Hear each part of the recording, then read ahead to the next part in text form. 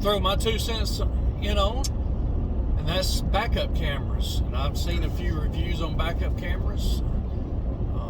And people may suggest you get one, may suggest you don't. But what I find, like a lot of other things, it's sort of personal preference.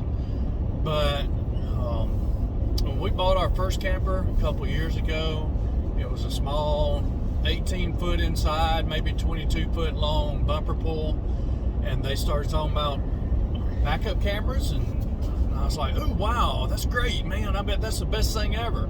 So I went out, it was fitted for a Furrion, so I bought a Furrion backup camera and the cameras that are on the side.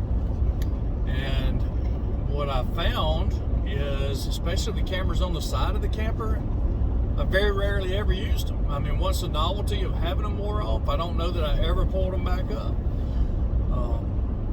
And I don't tend to use a backup camera to back up. So when we bought our second camper, we did buy another Furrion camera to put on the back, but I didn't get the ones on the side. I didn't think they were worth it. And again, don't use it to back up. I might use it when I'm backing up to see if I'm getting close to something or where to stop.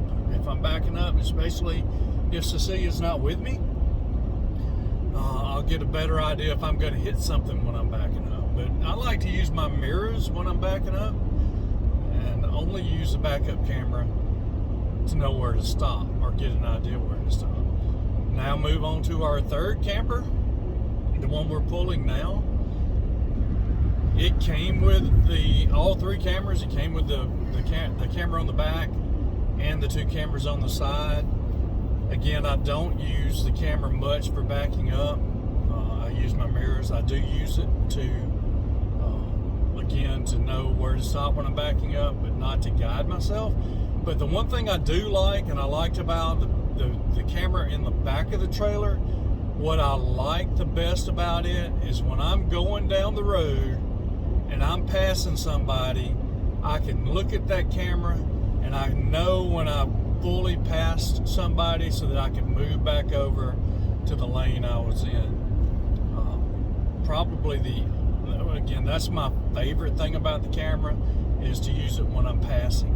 Now, again, the camper I've got now, it's the longest one we've ever had. It's 42 feet long. My driveway at home is from the road to the gate that we have to back through is not much longer than that, maybe 50 feet, and then I'm trying to back through a 10-foot wide gate. If Cecilia's with me, she's usually on the phone, and she's usually telling me how much room I have on each side of the camper. On the phone with you. She's on the phone with, well, yeah. She's not on the phone talking to her friends. She's on the phone talking to me. So she's helping guide me through the gate, especially on the side that I can't see. But when she's not with me, occasionally I might pull up the side cameras when I'm backing through that gate to help me get through it. But primarily I don't use those. All I use are my mirrors to do my backing. That's the way I've always backed. So typically I don't need them, but again, it's personal preference. The favorite thing about the backup camera, again, is when I'm passing somebody, I know when I've gotten fully past them to pull back over. So that's my review on the camera. Any comments? Tell them how many cameras I use. Cecilia doesn't use any cameras because she doesn't back the trailer. And she doesn't pull the trailer yet, but she may start soon, maybe. We'll see. Anyway, again, it's personal preference. Whether you want a camera or not, what you think you might use it for.